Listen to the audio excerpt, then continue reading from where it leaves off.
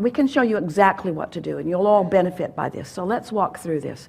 And we'll play with you again if you really want to. We're just making a point, trying to get everybody understanding that there's really not a lot of value in beating the drum out here in the specifics of what's not working. You've got to get to the heart of what's going on. So bring us back around to what you said. This is what we heard you say. I am prosperous, would like to be more prosperous. I have plenty of everything. But we want to say to you at the beginning of this conversation, you attempted to do something that you can't do. So we're going to help you to work to understand our reasoning about the flaw in what's going on with you. You'll hear this really easily. You said, I've got all the money that I could possibly want, or something like that. Did you get that impression? That plenty of money. And then you said, but I think my beliefs are holding me back from more. So there's a sort of contradiction there. But this is the flaw that you were attempting. A lot of people do it. It's what we were just teasing about Esther asking us to do. If you've got a desire that you don't believe, so there's discord between the vibrational frequencies, and of course the desire is dominant. Sometimes it feels to you like if you could just pull your desire back, the discord would go away. I felt better before I wanted that. I felt better before I saw that Maserati. I did. And I felt a lot better before I sat in it. And I felt way better before I drove it. Way better before I drove it, because now I cannot stop thinking about it. And I'm so angry at myself for wanting something that I can't have. That's a sort of example of that. So, like if a car is going 100 miles an hour and it hits a tree, it's a bigger problem than if it's going 5 miles an hour and hits a tree. So humans think, well, I'll just slow the car down. And we say, no, you want to get rid of the trees because you want to go fast. You want to go fast. You just don't want to be banging into things. And so it's releasing the resistance. It's not releasing the desire. And yet you were sort of attempting to release desire. You were trying to convince us all that you were just doing really well and you had all the money that you wanted, but there's a contradiction in there because you're not ever going to have everything that you want. You're not ever going to be into that, because with that money that's coming are all kinds of other things, all kinds of other freedoms. Don't talk yourself out of wanting something just because you haven't figured out how to get it. That's the biggest flaw. That's the biggest vibrational inaccuracy that goes on in your vibration all the time. So we know that more prosperity is what you want, and the reason we know it is because we've seen your vortex. It's full of things. You have enough prosperity in there to keep yourself going for 20 or 30 or 40 lifetimes, you see.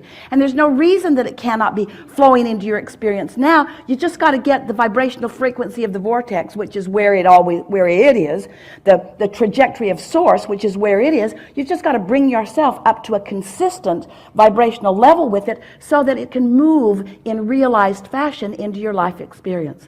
So you were so accurate, so wise when you acknowledge, I've got beliefs that are hindering me. You've assessed that perfectly. I've got beliefs that are not vibrationally up to speed with my desire. And we want to say in simple terms, the only reason that those beliefs hold steady is because you keep practicing them. And the reason that you keep practicing them is because you're out here in the wobble zone considering them where there's so much evidence and proof of them. It's really difficult. In fact, it's impossible. It is not logical on any level to be looking at a reality that has already been manifested and deny it, to say it's not true. That's what, we're really into a new place. Don't ask the impossible of yourself. Don't ask yourself to look at evidence of something unwanted and pretend that it didn't happen. That's why beliefs are so powerful, because you vibrated that way. Law of attraction produced something that matched it. You observed it, and then off you go, off you go, off you go. There's a momentum in that too. So, what do? Well, you got to get out of the specifics. If you've been listening to us for a while, you've heard us say that the more you think about something, the more the momentum is about it. So, to slow the momentum, you've got to be more general in your thought. More general. The way you are more general, in fact, the most general way that anyone could be, is to focus upon it on an emotional basis rather than on a detailed basis of it. So here's a good, so now we're just going to ask you some questions. Don't worry about this. This is going to unfold within you. You're going to feel it so easily. It's not complicated. You're going to hear this and feel it and know it. So tell us just a little bit, if you want to, about a belief that you have identified that keeps coming up, that you feel is hindering you.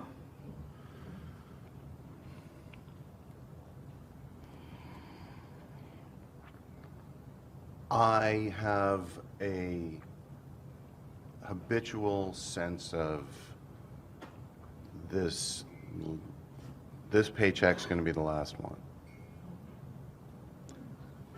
It's all right. I lived, my life is very different now than it had been earlier Yes. in my life. But that earlier life, thoughts that you kept thinking, experiences that you kept having, so it's created a belief system that goes like, this is it, it's done. And I'm going to get...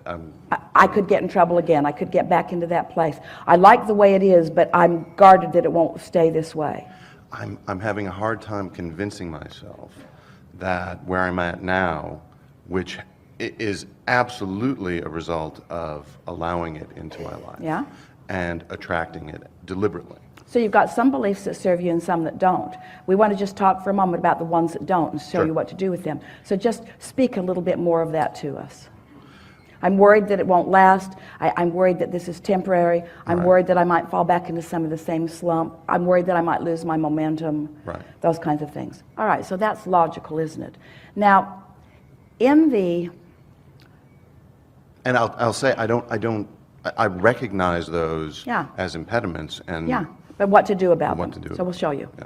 So in the thought, this money may not last. This may be the last money that comes.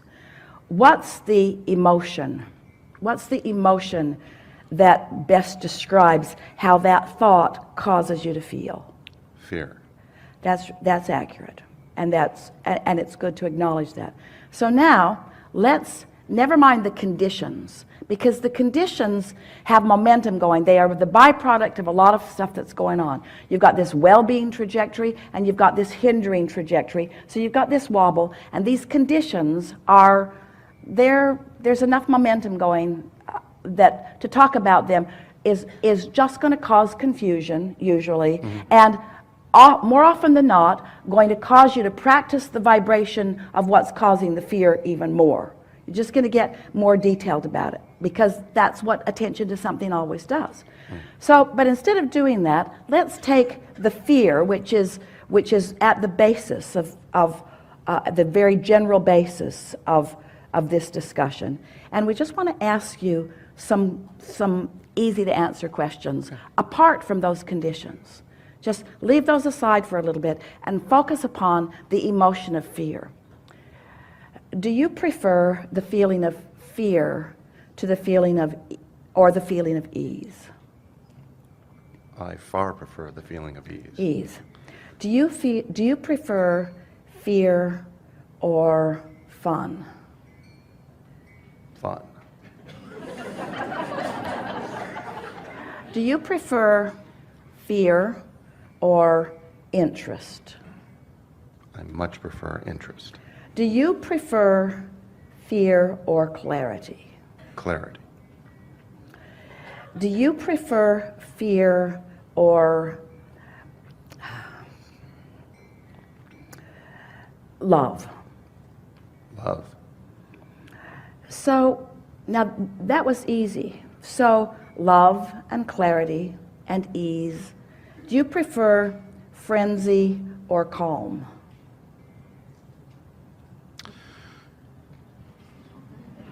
That is a more challenging question. Do you prefer imbalance or balance?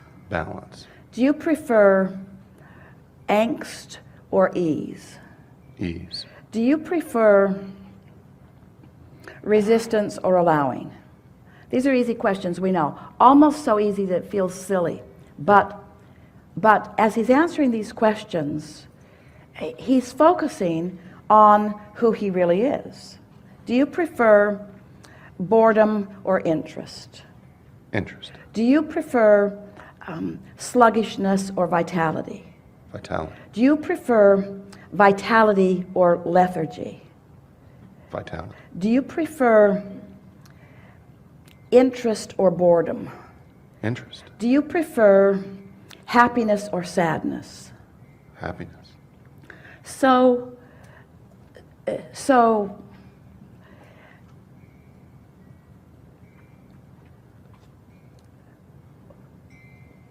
when dollars are flowing, do they feel like bondage or freedom? Freedom. They feel like boredom or interest? Interest.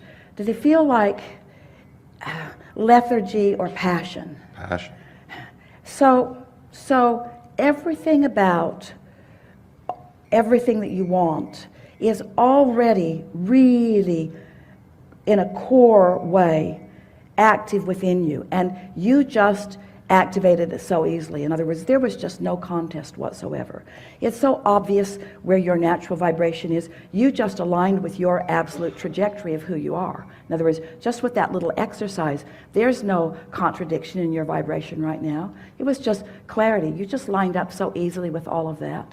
You found unconditional alignment just with a little bit of focus.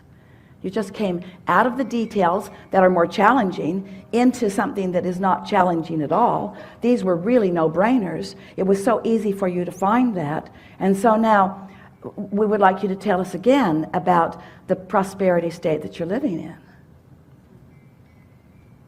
It's awesome. It It's is. great.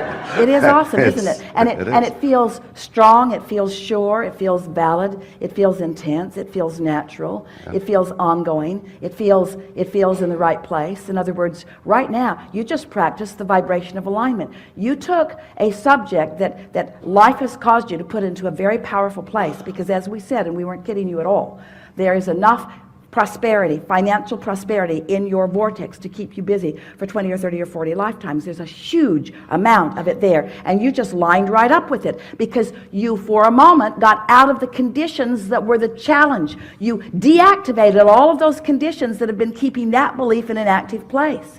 And if you can do that often enough, that belief that has been in an active place for a while will not stay in an active place, because it didn't get big and therefore it's got a lot of momentum going and it's going to stay there. It's only a belief that keeps going because you keep adding attention to it. Did you hear that? Now, hear this. This is the best thing that you're ever going to hear, and you've never heard it before. And you're ready to hear it now. Why do you think this trajectory of well-being never peters out? Because the source within you has undivided attention on that. And when you stop giving your nearly undivided attention on the wobble stuff, it will peter out, and this is who you'll be. All that you were born, did you hear that? Did you hear that? Did you hear that? Did you hear that? All that you were born with, and everything that you've added to it since, you see.